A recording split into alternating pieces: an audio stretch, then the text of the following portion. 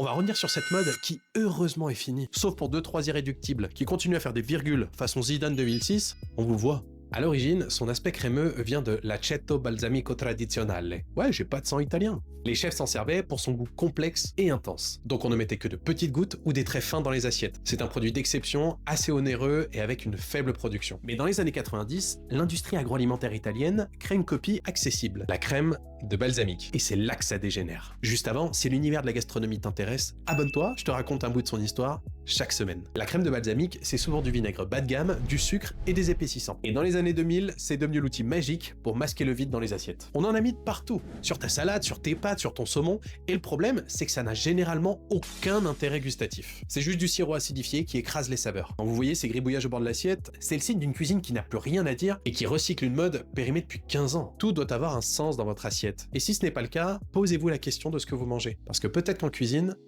personne ne se l'est posé.